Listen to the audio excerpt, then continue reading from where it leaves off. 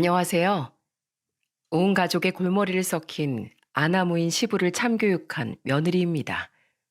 남편도 아닌 시부를 참교육했다고 말하는 제가 참 건방지게 느껴지시죠? 하지만 제게도 그럴 만한 나름의 큰 이유가 있었어요. 우여곡절 많고 저뿐만 아니라 시댁 식구들의 인생의 전환점이 되었던 그 사건에 대해 지금부터 이야기를 시작해 보겠습니다. 사업을 하던 저희 아버지는 원래 가부장적인 분이셨어요. 아버지는 가족을 사랑하셨지만 여자가 할 일, 남자가 할 일을 딱딱 나눠서 생각하던 옛날 분이셨죠. 때문에 아버지는 여자인 제가 돈벌이를 위해 회사를 다니는 것도, 아들인 남동생이 여자들이 하는 일인 식당을 한다는 것도 마음에 들어 하지 않으셨어요. 그런 아버지께서 점차 작아지기 시작한 건 제 나이 25부터였습니다. 당시 20년 넘게 건재했던 아버지의 사업이 그만 망하고 말았거든요. 우리 집안은 순식간에 주저앉았고 부모님께 남은 건 약간의 재산과 사시던 집 한 채뿐이었죠. 그리고 그때부터 항상 큰 소리를 치던 아버지와 순종적이었던 엄마의 역할은 완전히 뒤바뀌고 말았어요. 당신 언제까지 하루 종일 집에 틀어박혀서 한숨만 푹푹 내쉬고 있을 거요? 내가 또 언제 계속 한숨만 쉬었다고 그래? 그리고 당신, 내가 그 포장마차 일 나가지 말랬지? 여자가 억척스러워 보이게 왜 그런 일을 한다는 거야? 허이구, 그럼 당신하고나 둘 다 집에 들어앉아서 손가락만 쭉쭉 빱니까? 돈 벌 수 있으면 여자고 남자고 간에 뭐든 닥치는 대로 하면 그만이죠. 당신 며칠 전에 막노동 나갔다가 닷새를 알아누웠죠? 괜히 자존심 부리지 말고 나 하는 포장마차나 나와서 일손 거들어요. 아버지는 결국 생업을 위해 고개를 숙이고 엄마의 포장마차 일을 함께하기 시작하셨습니다. 그리고 아버지는 일을 시작한 지 2달 뒤부턴 갑자기 주방에서 가끔 요리까지 하시더라고요. 세상에, 이걸 아버지가 다 차리신 거예요? 우와, 내일은 해가 서쪽에서 뜨는 거 아니야, 누나? 아버지, 일은 할 만하세요? 에휴, 내가 그동안 느끼는 게 참 많다. 주방 일은 힘쓸 일 하나 없다고 생각했는데 몸이 고데기가 말할 수가 없더구나. 게다가 술 취한 진상은 왜 이렇게 많은지. 여자 혼자 하기에 포장마차는 너무 위험한 것 같아. 난 이 일하면서 네 엄마가 진심으로 존경스러워졌다. 너희들 너희 엄마한테 잘해야 돼. 아이러니하게도 두 분의 금술은 아버지의 사업이 건재할 때보다 훨씬 좋아지더군요. 하지만 보기 좋았던 두 분의 모습은 오래가지 못했습니다. 포장마차를 시작한 지 3년 만에 엄마는 그만 암으로 세상을 떠나시고 말았거든요. 한동안 아버지는 엄마의 사진만 들여다보며 눈물이 마를 새가 없으셨어요. 이제 막 당신하고 알콩달콩 사는 재미를 알았건만 뭐가 급하다고 이렇게 일찍 갔소. 내 평생 당신한테 살갑게 대해준 적이 없어. 이제라도 잘하고 싶었는데. 엄마가 돌아가신 이후 아버지는 전보다도 훨씬 더 변하셨어요.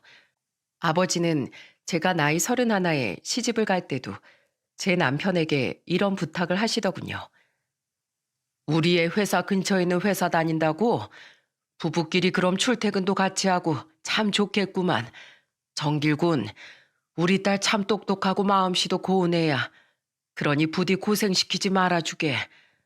내가 우리 집사람을 암으로 먼저 보내고 나니까 뒤늦게 물 밀듯이 후회가 밀려오더군.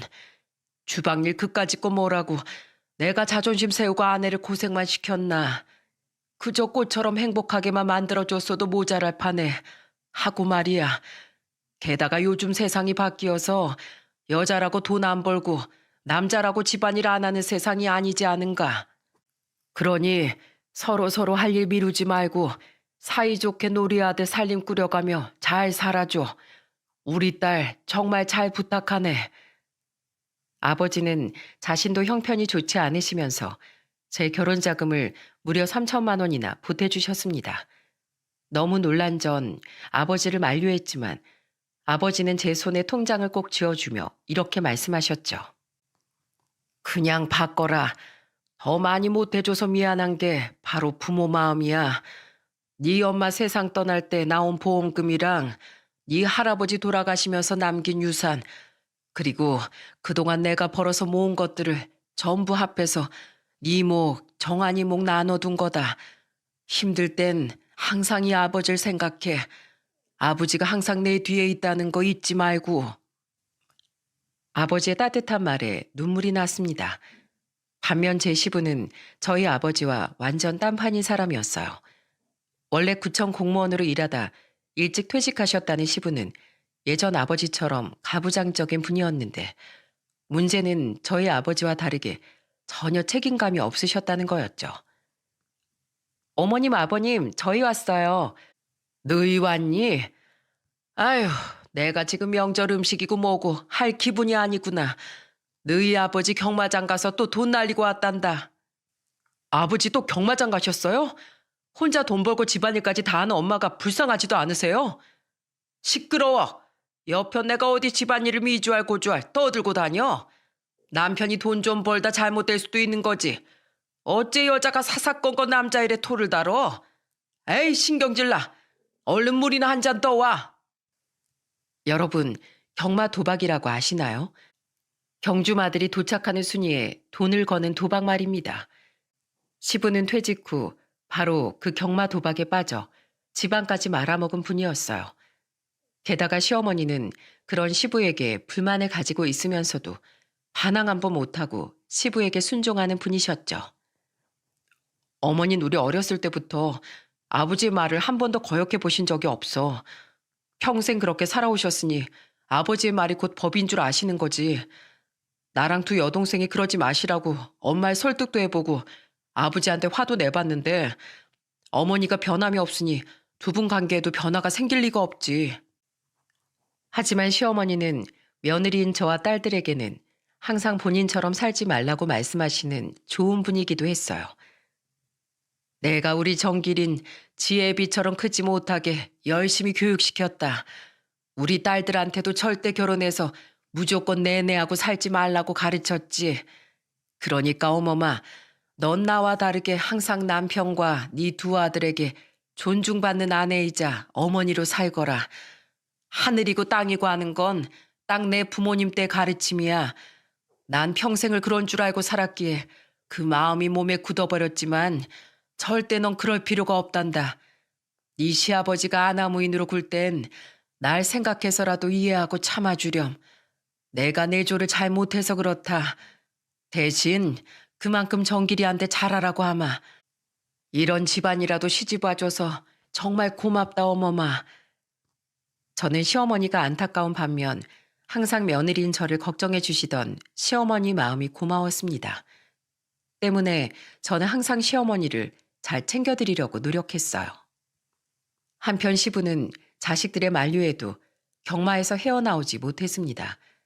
집에 돈이 바닥나자 시어머니의 벌이를 갈취하던 시부는 그걸로는 충당이 되지 않자 자식들에게 돈을 요구하더군요. 야 정길아, 나 가볍게 한탕만 하고 가게 20만 원만 보내봐라. 아버지 그만 좀 하세요. 저번 주에도 저한테 30만 원이나 보내라고 하셨잖아요. 게다가 요구하는 대로 자식들에게 돈을 다 타내지 못하자 이젠 저와 사위들에게까지 전화를 걸어 당당하게 돈을 보내라고 하시더군요. 예 어머마, 정길이가 연락이 안 돼서 그러는데 너 50만 원만 보내봐라. 내가 좀 급해서 그래. 50이요? 안 돼 아버님. 저번에도 제 남편한테 금방 갚는다고 하고 40만 원이나 받아가셨다면서요. 고모부들한테도 마찬가지고요. 아버님, 이건 자식들까지 모두 불행에 빠지게 하는 일이에요. 제발 어머님이랑 자식들을 생각해서 경마 좀 그만두세요. 이게 누굴 가르치려고 들어. 내가 쎄 빠지게 돈 벌어서 자식들 다 키워놨는데 그 자식들한테 이만치도 욕을 못하냐? 저는 저라도 총대를 메고 시부를 말려보려고 했어요. 하지만 시부는 며느리가 건방지게 군다며 노발대발할 뿐이었죠. 그러다 결혼한 지 7년째 되던 해 저는 결국 남편에게까지 폭발을 하고 말았습니다. 이게 무슨 고지서야? 1,000만 원? 당신 나 몰래 카드 대출 받았어? 그게 내가 미쳐 정말. 이게 이자가 얼만데. 당신 이것도 아버님 드렸지? 간이 배 밖으로 나왔어? 어떻게 도박 자금으로 1,000만 원이라는 거금을 들여? 당신, 내가 아버님한테 돈 해드리지 말라고 몇 번이나 말했지. 당신 진짜 나랑 애들 얼굴 2번 다시는 안 보고 싶어? 미안해. 나도 해드리기 싫은데 우리가 안 해주면 자꾸 어머니만 혼자 들들 볶이잖아. 어머니가 너무 안쓰러워서 그랬어. 그리고 이번엔 진짜 마지막이라고 앞으로는 절대 부탁 안 한다고 하셔서 나도 마지막이라고 생각하고 드린 거야. 이제 정말 2번 다시는 안 그럴게. 마지막이라는 걸 믿어? 아버님이 퍽이나 또 돈 달라고 안 하시겠다. 당신 내 말 잘 들어? 아버님한테 또 돈 해드리면 그땐 아버님이 아니라 당신이 내 인생에서 마지막이야. 알았어? 이건 아버님뿐만 아니라 모든 가족들을 다 망치게 하는 길이라고. 어찌나 열딱지가 나던지요. 물론 시어머니를 불쌍하게 여기는 마음이야 알겠지만 그렇다고 모든 가족들이 다 같이 불행의 띠에 말려들어서야 되나요? 심지어 저는 시어머니라도 구해드리고자 하는 마음에 시어머니를 따로 저희 집에 모시려고도 했는데 시어머니는 끝까지 거절을 하시더라고요.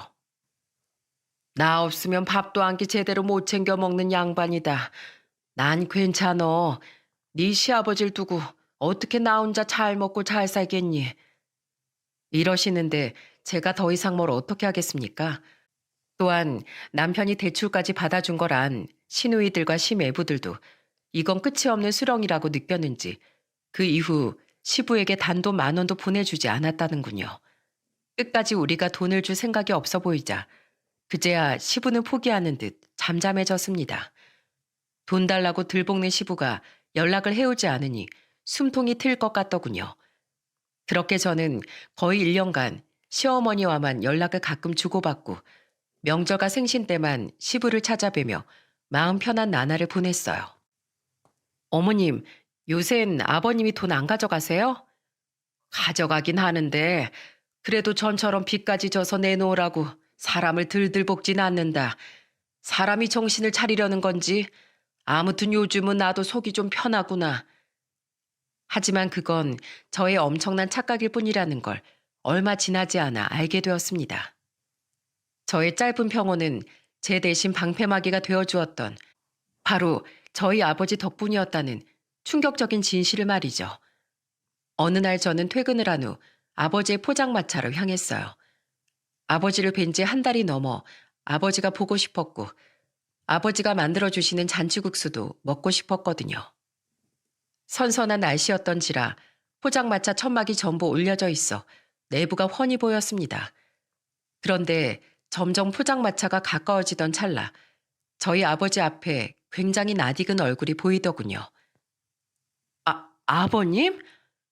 황당한 건 아버지 앞에서 거들먹거리고 있던 사람이 바로 제 시부였다는 겁니다.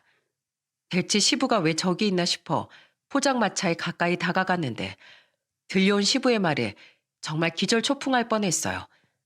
시부는 제가 상상도 하지 못한 짓을 저희 아버지께 저지르고 있었던 거예요.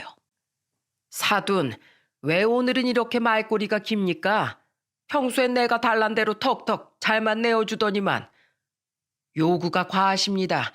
몇십만 원도 아니고 갑자기 100만 원이나 내놓으라니요. 이보세요 사돈. 여기서 계속 장사하고 싶으면 당장 돈 내놔요. 나 구청 공무원 출신인 거 몰라요? 내가 아는 구청 사람들한테 찌르기만 하면 사돈 당장 이 포장마차 접어야 돼. 이거 불법이잖아요. 아닙니까? 이거 돌아가신 안사돈하고 같이 하셨던 거라던데 이거 적게 되면 하늘에서 안사돈이 얼마나 속상해 하시겠어요? 그래도 더 이상은 안 됩니다. 그동안 제가 몇 번이나 요구하신 대로 드렸잖아요. 솔직히 그동안 호구라서 사돈을 참아드렸던 거 아닙니다. 누가 누굴 참아줘요? 사돈, 내가 원래 승질 같으면 당장 사돈에게 한 소리 했을 텐데 우리 딸 얼굴 생각해서 참은 거예요. 또 우리 사이가 워낙 우리 딸한테도 그리고 나한테도 잘하니까 내가 사위 생각해서 사돈 행동을 그냥 지켜본 겁니다. 그러니까 제가 사돈된 정으로 이 정도 해드렸으면 이제 그만하시죠. 저도 인내심이 한계가 오고 있네요. 요즘 동네 깡패들도 이런 식으로 돈 뜯어가고 그러지 않습니다. 사돈이 그런 무례배는 아니지 않으십니까? 깡패? 무례배? 야, 이 사람아. 나 공무원 출신이야. 과태료 단단히 물고 여기 싸그리 다 적게 만들어줘? 어디 길바닥에 한번 나 앉아볼래? 어디 인생 실패하고 계집애처럼 돈 하나 뚝딱거리고 있는 게 감히 공무원 출신한테 건방지게 굴어? 아버님, 대충 상황 파악도 됐겠다. 아버지가 하고 싶은 말씀도 끝난 것 같겠다. 더는 들어줄 수가 없더군요. 그동안 자식들에게 웬일로 돈을 요구하지 않는다 했더니 언제부턴가 시부는 저희 아버지를 찾아가 공무원 출신을 들먹이며 돈을 갈취하고 있었던 겁니다. 아버지의 포장마차를 적게 하겠다고 겁박하면서요. 그것도 감히 자기 사돈 어려운 줄 모르고 야, 너 거리기까지 하면서 말입니다. 세정아, 뭐야? 사돈이 불렀소? 어멈 너 잘 왔다. 너희 아버지 이거 불법 노점상인 거 알지? 아버지 장사 망하게 하고 싶지 않으면 너라도 얼른 돈 좀 내놔라. 사돈이 영 내 말길 못 알아들으신다. 아니면 내가 공무원 출신으로 아주 본때를 보여드릴 거야. 아버지는 당황스러운 눈으로 저를 바라보셨고 시부는 끝까지 정신 못 차리고 망언을 내뱉더군요. 저는 그런 시부를 잡아먹을 듯 노려보며 따발총처럼 말을 내뱉기 시작했죠. 공무원이요? 제가 아버님 망신스러울까 봐 모른 척 해드리려고 했는데 하도 말씀하시는 게 꼴불견이라 안 되겠네요. 아버님, 민간인들한테 10년 넘게 뒷돈 받다가 걸려서 공무원직 파면당하셨다면서요. 공무원의 생명이라던 연금도 한 푼도 못 받게 되고 쫓겨나셨다면서요. 근데 그러고도 아직도 정신 못 차리셨어요? 그래서 지금 동네 깡패만도 못하게 사돈을 겁박해서 돈을 갈취하고 있던 거냐고요. 제발 동네 창피한 줄 아세요. 제 남편, 우리 시누이들 집 밖에 나가면 아버님 때문에 고개도 못 들고 다녀요. 아버님이 어머님 일 다니는 식당까지 쫓아가서 돈 달라고 난동 부린 게 하루 이틀이 아니어서요. 요즘 겨우 나아지셨나 했더니 저희 아버지한테 와서 이 추태를 부리고 계셨던 거예요? 저 이제 아버님 제 아버님으로 생각 안 할 거예요. 전 애들 아빠랑 이혼할 거고 끝내 도박에 빠져서 천지분간 못하다가 자식 인생까지 망친 건 바로 아버님이라는 거 절대 잊지 마세요. 흥, 계집애가 바락바락 시애비한테 대드는 것 좀 봐라. 사돈, 딸 자식 교육 아주 잘 시키셨소. 사업을 말아먹었다더니 자식 교육도 순 말아먹었구만. 뭐요? 이게 누구 앞에서 내 딸을 욕보여?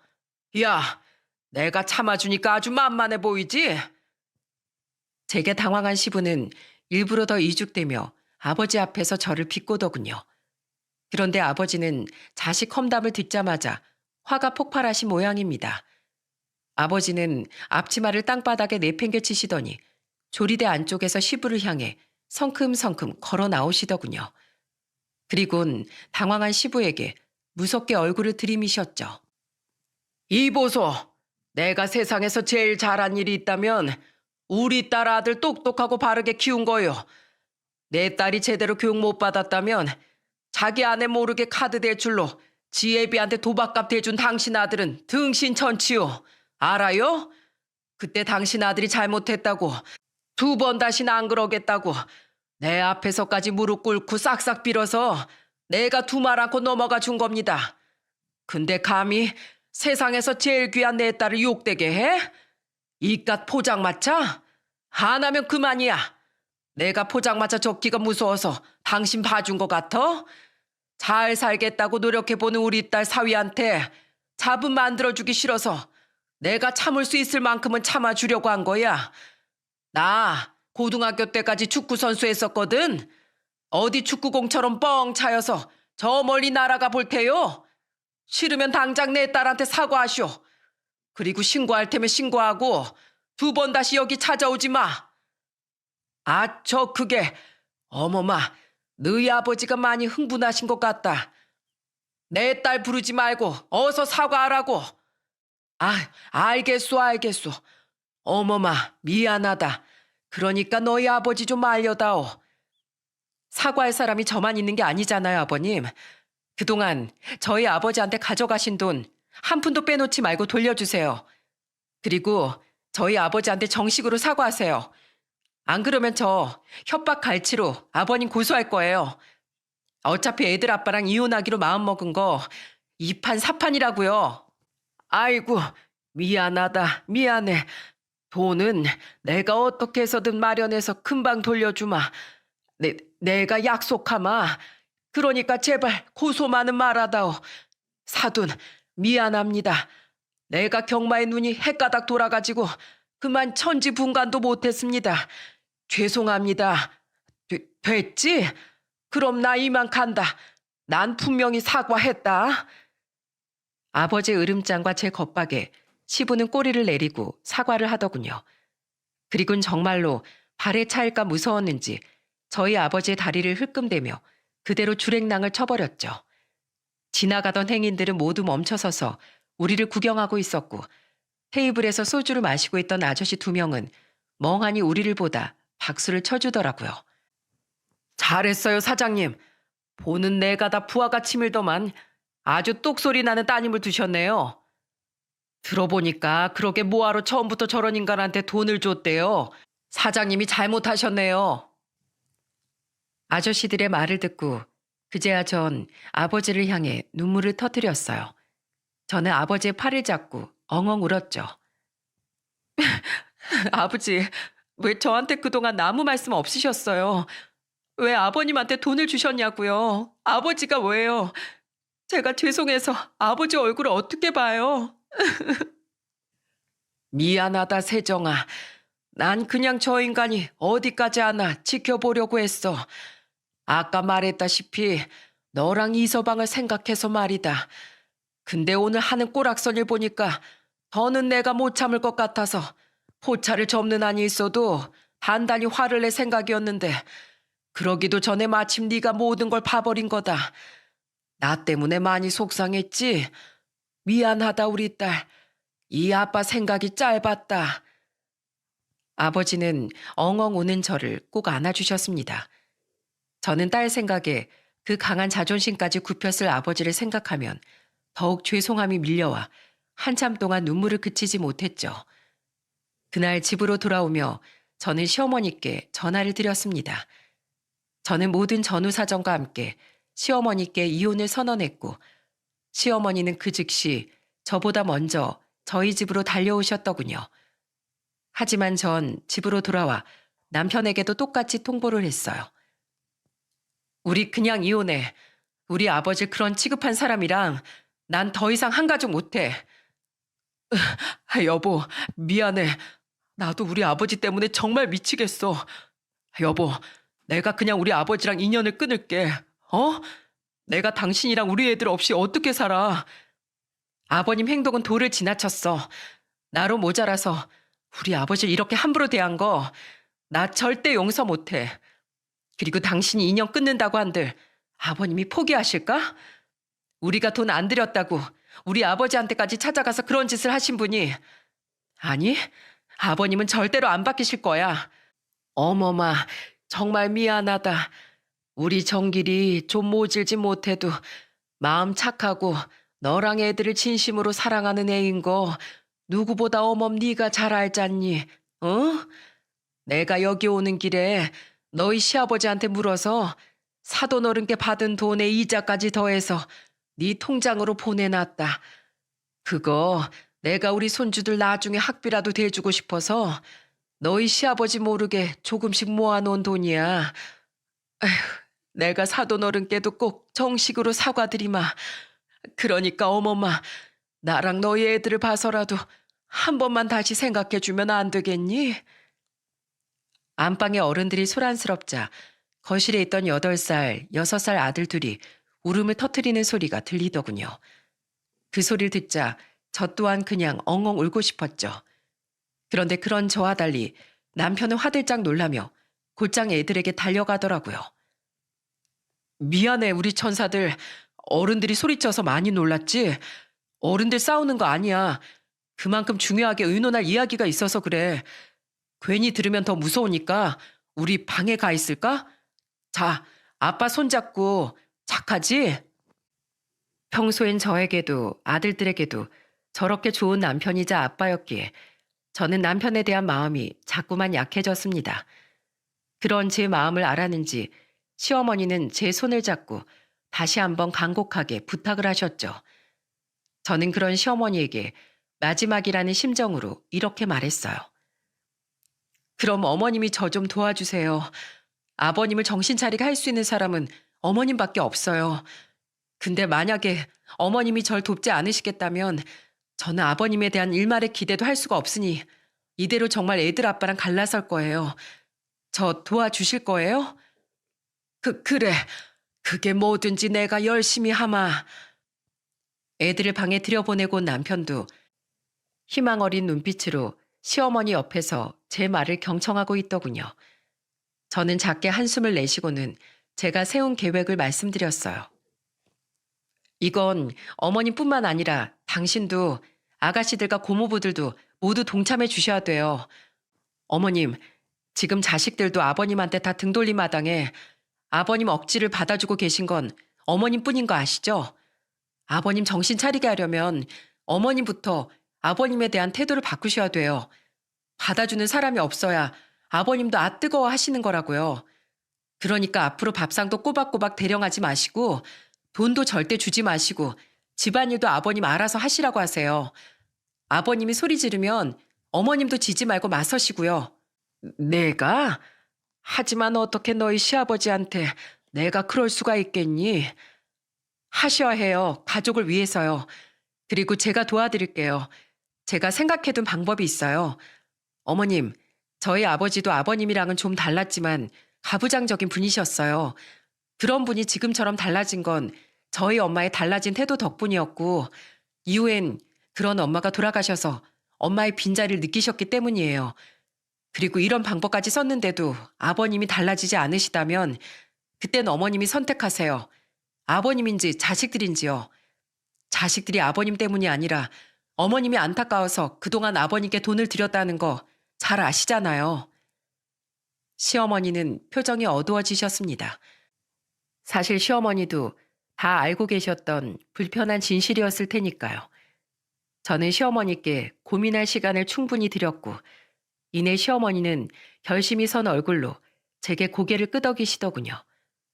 다음날 시어머니는 정말로 저와 함께 직접 저희 아버지의 포장마차를 찾아가 머리 숙여 사과를 하시더군요. 아버지는 점잖은 태도로 시어머니의 사과를 받아주셨어요. 저는 그런 아버지께 시어머니가 보내주신 돈을 전부 건네드렸죠. 며칠 뒤 아이들이 학교와 어린이집에 간 시각 우리 부부와 두 시누이 부부는 모두 휴가를 마쳐 시댁에 갔습니다. 시부는 뜬금없는 우리의 방문에 놀란 표정이었는데 심각한 표정으로 앉아있던 시어머니께선 그런 시부에게 이렇게 말씀하시더군요. 내가 불렀소. 하루라도 더 건강할 때 내 자식들 얼굴 좀 봐놓고 싶어서요. 갑자기 그게 무슨 말이야? 나 암 말기랍디다. 그제 병원에서 검사 결과 듣고 왔어요. 이미 수술할 수도 없을 만큼 다 전이가 됐고 항암 치료도 소용없을 거래요. 앞으로는 연명 치료만 받다가 고작 6개월 정도 살 거랍디다. 그래서 내가 입원하기 싫다고 그냥 남은 시간 나 살고 싶은 대로 살다가 갈 거라고 하고 돌아왔어요. 그러니까 당신도 곧 나랑 이별할 준비하슈. 뭔 뚱딴지 같은 소리야? 당신 뭐 잘못 먹었어? 제가 낸 꾀는 바로 시어머니께서 시한부 판정을 받았다고 시부를 속이는 거였어요. 다소 치졸한 방법이라고 생각하긴 하지만 저는 시어머니의 부재를 시부가 두려워하고 그로 인해 자신의 행동을 후회하길 바랐거든요. 그리고 그 후회가 시부가 정신 차릴 수 있는 계기가 되길 바랬죠. 제 의견을 들은 시누이들과 시매부들은 그동안 시부에게 쌓인 게 많은지 제게 굉장히 미안해하면서도 좋은 방법이라며 적극적으로 동참 의사를 밝히더군요. 시부는 시어머니의 말을 전혀 믿지 않는 것 같았습니다.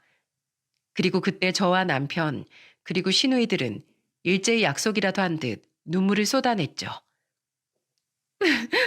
어머니, 그래도 끝까지 최선을 다해보셔야죠. 그래, 엄마. 엄마가 그렇게 일찍 포기하면 남은 우린 어떡하라고.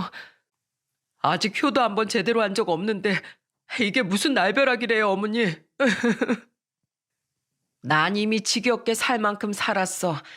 오래 살아봐야 고마운 줄 하나 모르는 네 아버지 수발밖에 더 들겠니?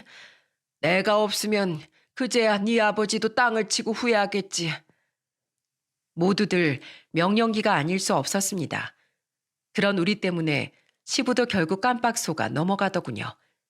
시부는 그제야 눈을 동그랗게 뜨곤 시어머니를 향해 말씀하셨죠. 진짜야? 아니, 70도 안 된 여편 내가 무슨 말기암이야. 당신 없으면 난 혼자 어떻게 살라고? 왜 못 살아요? 당신은 팔이 없수 발이 없수. 혼자 밥 차려 먹고 돈 떨어지면 나가서 막노동이라도 하면 될 거 아니에요. 나 이 마당에 일만 하다 가기 싫어서 식당도 그만뒀어요. 죽는 마당에 난 앞으로 아무것도 안 하고 내 마음대로 살 테니까 앞으로 당신은 혼자서 살아갈 연습부터 하시구려. 혹시라도 애들한테 손 벌릴 생각이랑 하지 말아요. 절대로 당신한테 돈 주지 말라고. 내가 애들한테 유언으로까지 남겨놓을 테니까. 너희들 내가 죽어서도 편히 눈 못 감는 꼴 보고 싶으면 너희 아버지 챙기거라. 난 하늘에서도 내 자식들 등골이 뽑히는 꼴은 절대 못 본다. 시어머니의 말에 시부는 울상을 짓더군요. 그 뒤 우린 시어머니를 보살핀다는 핑계로 시댁에 자주 찾아갔어요. 그리고 그때마다 이러면 안 되지만 자꾸만 웃음이 나와 참을 수가 없었죠. 여보, 나 배고파. 침 삼키슈. 뭐? 침을 삼키든 입술 각질을 뜯어먹든 알아서 하라고요. 나 지금 아파서 아무 힘도 없는데 나한테 밥을 차려주지 못할 망정 밥을 차려달라고 하는 건 아니겠죠? 어머님, 제가 죽 사왔어요. 이거 드시고 얼른 약 드세요. 그래, 고맙구나. 네가 쓸모없는 남편보다 100배는 더 낫다. 어머마, 내 거는. 제가 사온 죽은 내일하고 모레까지 어머님 드실 것들이에요. 설마 시한부 환자 죽을 뺏어 드시려고요? 냉장고에 김치랑 마른 반찬 해다 놨으니까 밥만 해서 드세요. 저랑 아범은 애들 때문에 죽만 드리고 바로 집에 가봐야 해서요. 에휴, 며느리라고 하나 있는 게 아주 쓸데가 없구나. 안 먹을란다. 이후에도 시어머니의 시부 참교육은 계속됐습니다.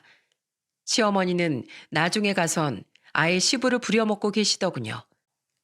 여보, 나 물. 뭐라고? 물 좀 달라고요. 안 들려요? 가뜩이나 힘도 없어 죽겠는데 저녁약 못 먹고 내일 아침에 눈 못 뜨면 당신이 책임질 거예요? 사람 참 말을 왜 그렇게 무섭게 해?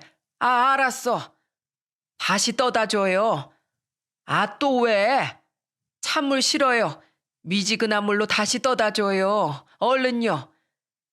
여보, 나 달래 된장찌개가 너무 먹고 싶어요. 달래 뭐? 어릴 적 우리 엄마가 그렇게 달래 된장찌개를 맛있게 끓이셨는데 죽을 때가 되니 자꾸만 그게 먹고 싶네요. 이대로 그걸 못 먹고 떠나면 천추의 한이 될 것 같아요. 아, 여기 어머마고 애들 있잖아. 얘 어머마. 아니, 난 당신 손으로 직접 끓여준 된장찌개가 먹고 싶어요. 기왕 끓이는 거 많이 끓여주세요. 애들이랑 우리 손주들도 다 먹고 가게. 왜요? 싫어요? 그래요. 어차피 얼마 못 살 목숨인데 내가 욕심이 많았죠. 아프면 빨리 그냥 눈을 감아야지. 내 팔자에 무슨... 아, 진짜 사람을 겁박하는 거야 뭐야? 아, 끓인다고. 시장 가서 달래 싱싱하고 실한 것들로 직접 골라와요. 아이고, 배가 고파서 의식이 몽롱해지네. 간다 가. 어머마, 나 시장에서 달래 고르는 것 좀 도와다오. 저러다니 시엄마 돌아가시겠다. 시부는 어차피 돈도 없었거니와 정말로 시어머니가 돌아가신다고 생각하자 겁을 먹으신 모양이더군요. 시부는 처음엔 툴툴대며 아무것도 안 하려고 하시더니 나중엔 경마장으로 발걸음도 하지 않고 시어머니 옆에 붙어서 해달라는 건 다 들어주시더라고요. 게다가 자식들이 마지막이라는 핑계로 시어머니만 모시고 여행까지 다니니 시부의 외로움은 극에 달했던 모양입니다. 우리의 연기가 2개월가량 지속되었을 때 자식들과 손주들까지 다 있는데도 불구하고 시아버지께선 드디어 서름이 터지신 것 같았어요.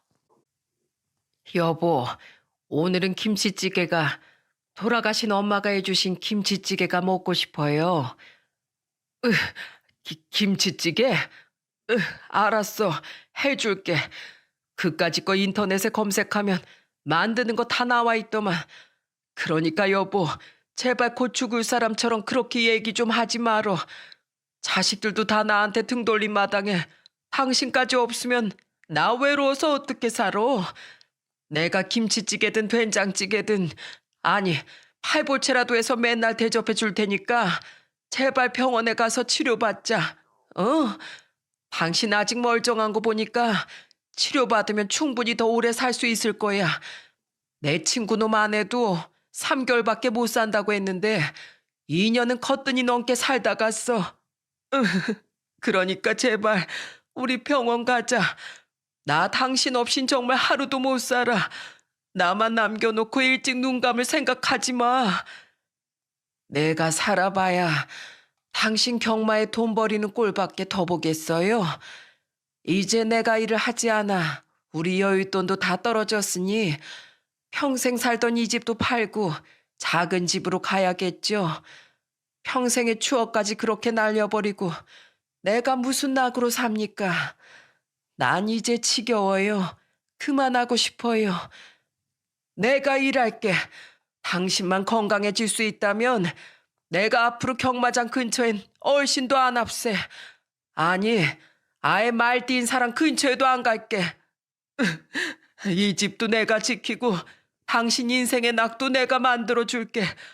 그러니까 제발 나 버리지 마, 여보. 이렇게 애들 다 보는 앞에서 맹세할게.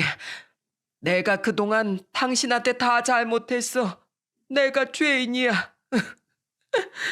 내가 그동안 당신이 너무 잘해줘서 당신의 감사함도 모르고 살았어. 정말 미안해, 여보. 다들 처음 보는 시부의 서러운 울음에 정적이 흘렀습니다. 시부는 그런 자식들은 아랑곳하지 않고 시어머니의 손만 부여잡은 채 크게 흐느끼셨죠. 집안엔 다른 방에서 놀고 있던 아이들의 웃음소리와 그에 대조되는 시부의 울음소리만 울려 퍼졌어요. 그리고 그 정적 아닌 정적을 깬 건 갑자기 목소리에 기운이 생긴 시어머니의 한마디였습니다. 정말 나한테 미안해요? 그럼, 응. 근데 당신 목소리가 왜 갑자기 기운 차려졌어? 정말 2번 다신 내 속 안 썩일 거예요? 도박도 끊고 일도 하고 평생 나만 즐겁게 해주면서 살 거라고 약속해요? 그렇긴 한데 당신 괜찮어? 네, 방금 다 나았어요. 내 병의 근원은 다 당신이었거든요. 뭐라고? 못 알아들어요? 내가 당신 정신 차리라고 연기 좀 했어요. 우리 애들도 마찬가지고요. 이대로 가단 당신이고 나고 애들까지 전부 제명에 못 살 것 같아서요. 화낼 거면 화내요. 근데 난 당신이 지금 한 다짐 안 지킨다면 앞으로 정말 당신 안 볼 거예요. 당신하고 이혼할 거라고요. 그럼 그동안 먹던 약은 뭐야? 혈압약이요. 덕분에 요즘 혈압도 정상으로 들어와서 참 좋네요. 너무 뜬금없는 상황에 시부는 어안이 벙벙한 듯 하더군요. 우린 시부가 화를 낼까봐 숨을 죽이고 상황을 지켜보고 있었죠. 하지만 시부의 반응은 그 누구도 예상치 못했을 정도로 의외였습니다. 시부는 또다시 눈물을 주룩주룩 흘리시더군요. 그리곤 2 팔을 활짝 벌려 침대에 걸터 앉아있던 시어머니를 와락 껴안으시는 게 아니겠어요? 고마워, 여보. 난 정말 이대로 당신이 영영 내 곁을 떠나는 줄 알고 내가 얼마나 무서웠다고. 화 안 났어요? 화나긴 무슨.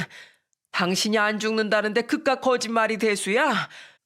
내가 몹쓸 놈이어서 당신이 그런 거짓말까지 하게 한 건데 내가 죄인이지. 여보, 내가 앞으로 정말 잘할게. 당신 앞으로 아플 일 없게. 내가 당신 속 절대로 안 섞일게. 안 아파줘서 정말 고마워. 만세! 우리 아내 안 아프다. 이만수, 아직 외톨이가 아니다. 그 모습을 본 우리는 모두 벙찌고 말았습니다. 하지만 어린애처럼 좋아하는 시부의 모습을 보며 터뜨린 시어머니의 울음소리에 그제야 우린 모두 정신을 차리고 함께 눈물을 흘리고 말았죠. 아버지, 어머니가 안 계시다는 상상만으로 그렇게 힘들어하실 거면서 왜 그렇게 어머니께 못되게 구신 거예요? 내가 어리석었다. 사람 든 자리 몰라도 난 자리 난다더니 너희 엄마가 세상에 없다고 생각하니까 세상 모든 일이 다 부질없어지더구나. 그리고 내가 너희 엄마 옆에서 챙겨보니 알겠더구나. 사람 수발드는 일이 얼마나 고된 건지 말이야. 그걸 군말 없이 내 옆에서 평생 해준 너희 엄마에게 내가 어떻게 고맙고 미안하지 않을 수가 있겠니? 너희들에게도 내가 미안하다. 이 못난 애를 포기하지 않고 이런 일까지 해서 깨우쳐 주려고 해서 너무 고마워. 어멈한테나 고맙다고 해요. 어멈이 우릴 위해서 당신 정신 차리게 하려고 모두를 노력하게 한 거예요. 어멈 아니었으면 나조차도 당신을 위해 이런 짓을 할 엄두조차 못 냈을 거라고요. 어멈 네가? 아휴, 고맙다 어머마. 난 사돈 어른께 그렇게 무례하게 굴었는데 그런 날 위해 이렇게까지 해주다니 말이다. 어머님을 위해서 그리고 저희 애들과 애들 아빠를 위해서 그런 것뿐이에요.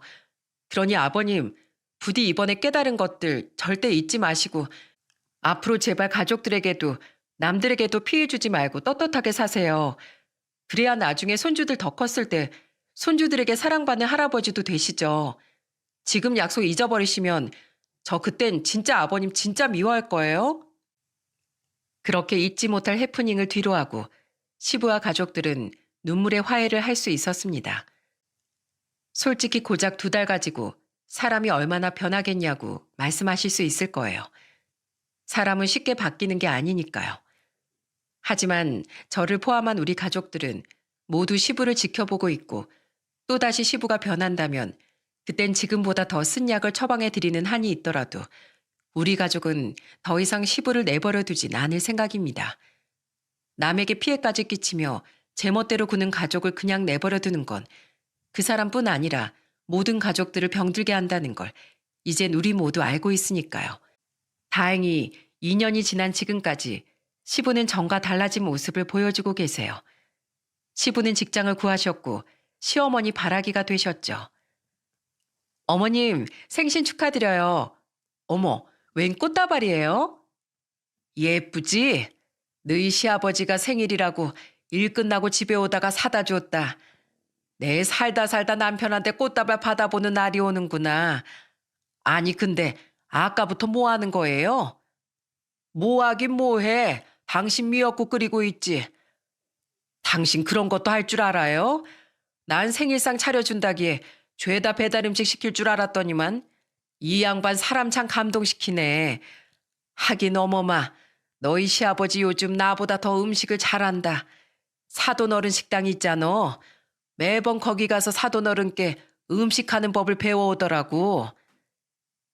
2년 전 시부께선 저희 아버지를 다시 찾아가셨다는군요. 그때 아버지에게서 전화를 받고 얼마나 놀랐는지 모릅니다. 너희 시아버지가 손님들도 있는데 나한테 무릎까지 꿇고 울면서 사과하더라. 잠시 자기 아내를 잃는다고 생각하니 너무 무서웠는데 그 조강지처를 잃고 꿋꿋하게 살던 나한테 아내가 하늘에서 슬퍼하네 어쩌네 망언을 했다며 너무 미안했대. 그리고 자신처럼 한 번 실패했음에도 불구하고 자식에게 손 벌리지 않기 위해 포장마차까지 하고 있는 내가 존경스럽다는구나. 네가 말했던 그 특효약이 먹힌 모양이야. 그렇지? 기왕 이혼 안 하기로 한 거 어른들하고 척지지 말고 잘 지내보렴. 어제 보니까 너희 시아버지가 철이 없어서 그렇지 부끄러움을 깨우칠 줄은 아는 사람 같더구나. 당시 아버지가 포장마차를 하시던 곳은 재개발이 되었습니다. 그 김에 아버지는 그동안 모은 돈으로 가게를 얻어 합법적인 술집을 차리셨어요. 그때 이미 오래도록 요식업에 종사하고 있던 제 동생이 여러 가지 노하우를 전수해 주기도 해서 다행히 아버지의 술집은 안정적으로 자리를 잡았죠. 아버지 식당은 시댁에서 걸어서 20분 정도였는데 1년 전 아버지 식당이 개업했을 때 개업을 축하한다며 시부모님께서 직접 방문을 하셨던 모양입니다. 그리고 그날을 계기로 저희 아버지와 시부는 꽤나 친해지신 것 같아요.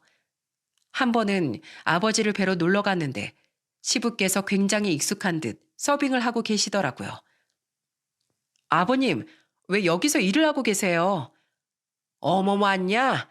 나 가끔 사돈이랑 술 마시러 온다. 바빠 보이면 이렇게 서빙도 도와주고 겸사겸사 한가할 땐 사돈이 나한테 요리도 가르쳐주고. 우리 딸 왔어? 아버지, 우리 아버님 여기 자주 오세요? 그래, 아주 귀찮아 죽겠다. 그래도 이 나이에 비슷한 게 많은 친구가 생겨서 나도 덜 심심하고 좋아. 뭐가 비슷한데요? 우리 둘 다 가부장적으로 굴다가 아내 덕에 정신 번쩍 차린 사람이잖니. 너희 시아버지가 나보다 좀 더 철딱서니가 없긴 한데 내가 2살 많은 입장으로 그냥 형처럼 품어주기로 했다. 저 봐라. 우리 동생이 얼마나 싹싹한가. 요즘 경비로 일하는 아파트 사람들한테도 친절 경비원이라는 아파트 주민이 주는 상까지 받았단다. 대단하지 않냐? 자기가 열심히 일해야 사부인께서 또 일을 안 나가도 된다면서 말이야. 이렇듯 저희 시부의 변화는 놀라움의 연속입니다. 덕분에 저희 가족은 모두 평화를 찾았고 특히 시어머니께선 제2의 인생을 사는 것 같다고 말씀하실 정도로 행복해 하시곤 하죠. 남편과 시누이들 그리고 시어머니는 제게 굉장히 고마워하시는데 사실 제가 한 게 뭐 있나요? 도리어 어른의 성격을 고쳐보겠다며 버르장머리 어깨 군 것이 다인데요. 그러나 가족의 평화를 위해서 제가 또 버릇이 없어져야 한다면 저는 언제고 2눈 질끈 감고 총대를 맬 생각입니다. 그래서 꼭 저희 아들들에게는 행복만 가득한 가족의 모습을 보여주고 싶어요. 여러분, 아직 우리 주위엔 가부장적인 어른들이 많이 남아 계신 것 같아요. 물론 저희 시부처럼 남에게까지 피해를 주는 행동은 해선 안 되겠지만 대부분 가부장적인 어른들은 시대상이 고스란히 몸에 배었을 뿐인 평범한 분들이시죠. 하지만 서로 간의 원활한 관계를 위해선 젊은 사람들뿐 아니라 그런 어른들께서도 조금씩 양보의 손길을 내어주셨으면 좋겠다는 말을 하고 싶어 저는 이 사연을 보내게 되었습니다. 그리고 변화는 대부분 가족으로부터 시작될 수 있다는 것도 제 사연을 통해 꼭 알아주셨으면 좋겠어요. 가장 가까운 곳에서 일어나는 변화가 가장 피부에 와닿는 법이니까요. 제 사연을 들으시는 잠시 동안은 모두들 근심을 잊고 즐거운 시간이 되셨으면 좋겠습니다. 그럼 가족들과 남은 연말 행복하게 보내시고 항상 건강하세요. 감사합니다.